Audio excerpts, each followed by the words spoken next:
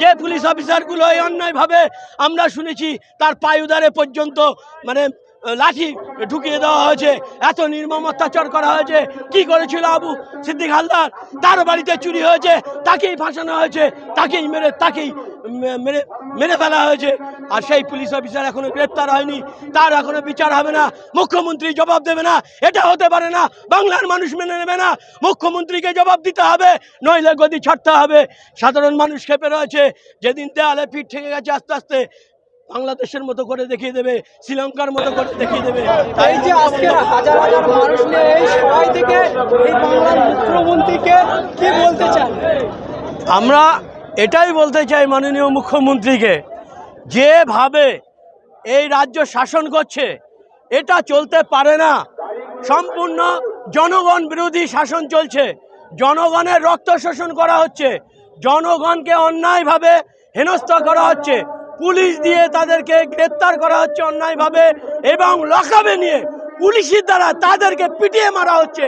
এর জন্য মুখ্যমন্ত্রীর এই মানে অভদ্র কারণের জন্য আজকে আমরা রাস্তায় নেমেছি। আবু সিদ্দিক হালদার যাকে থানায় পিটিয়ে মারা হলো, সেই যে পুলিশ কর্মীগুলো তাকে নির্মমভাবে রক্তাক্ত করলো, হত্যা করে দিল, তাদের কেন এখনো গ্রেপ্তার হলো না? কেন? এই মুখ্যমন্ত্রীকে জবাব দিতে হবে।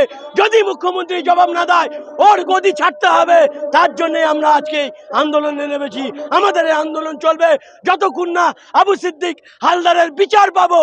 যে তাদের যারা হত্যা করেছে তাদের যতক্ষণ না অ্যারেস্ট করবে, তাদের উপযুক্ত শাস্তি দেবে। এই মুখ্যমন্ত্রীর বিরুদ্ধে আমরা লড়বো।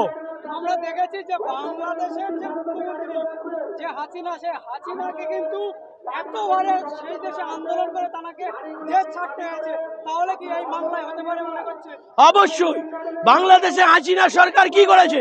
মানুষের গণতান্ত্রিক অধিকার হরণ করেছিল, মানুষকে ভোট দিতে দেয়নি, মানুষের উপর অত্যাচার করেছিল, জুলুম করেছিল, সাধারণ মানুষের ফাঁসি দিয়েছিল, জেলের মধ্যে আটকে রেখে দিয়েছিল। তার প্রতিফল তাকে পেতে হলো। আজকে তার দেশে জায়গা হলো না, বিদেশের মাটিতেও জায়গা হচ্ছে না। তাহলে কেমন কাণ্ড করেছে?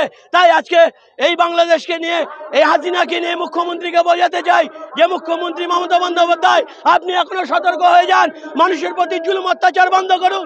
সাধারণ মানুষ আপনার সঙ্গে নেই, আপনি বুঝতে পারছেন। আপনার পুলিশ দিয়ে, গুন্ডামস্তান দিয়ে জোর করে ভোট লুট করছেন, যেমন হাসিনা সরকার করেছিল। আপনি যদি এখনো সতর্ক না হন, আগামী দিনে হাসিনার মতনই আপনার মানে হাসিনার মতন আপনার অবস্থা হবে। তাই আমরা সতর্ক করছি, অবিলম্বে যা করেছেন এখনো শুধরে যান।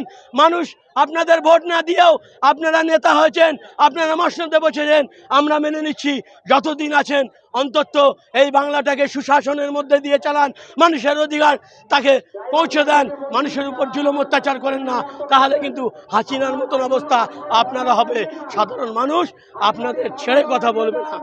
আমরা দেখেছি যে আনিস খান এখনো পর্যন্ত বিচার পায়নি, এই আবু সিদ্দিক কি বিচার পাবে মনে করছেন? অবশ্যই। আনিস খান কতদিন আগে মারা গেছে, তার বিচার এখনো কেন হলো না?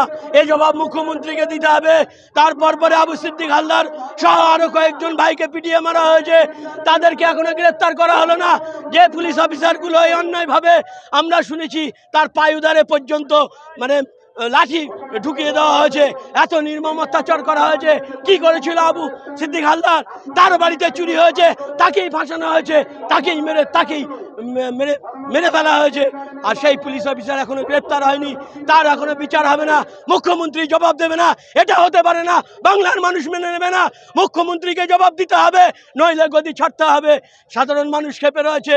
যেদিন দেয়ালে পিঠ ঠেকে গেছে, আস্তে আস্তে বাংলাদেশের মতো করে দেখিয়ে দেবে, শ্রীলঙ্কার মতো করে দেখিয়ে দেবে। তাই মমতা বন্দ্যোপাধ্যায়কে বলছি, হুঁশিয়ারি করছি, আমরা ইন্ডিয়ান সেকুলার ফ্রন্টের তরফ থেকে আপনি শুধরে যান, ভালোভাবে সুশাসন করুন, মানুষের অধিকার ফেরত দিন, নইলে কিন্তু হাসিনার মতো অবস্থা আপনারও করে দেবে এই বাংলার জনগণ, বাংলার 10 কোটি জনগণ। তখন পালানোর রাস্তা পাবে না। এই আবু সিদ্দিক, আনিস খান যদি সঠিক বিচার না হয় তাহলে আপনারা কি করবেন? আমরা এই আবু সিদ্দিক খান, আনিস খানের যদি উপযুক্ত বিচার না পাই, আমরা এই আন্দোলন চলছে, আগামী দিনে আরো বৃহত্তর আন্দোলন হবে। কলকাতাকে আমরা স্তব্ধ করে দেবো। সাধারণ মানুষকে নিয়ে আমরা হুঁশিয়ারি দিচ্ছি।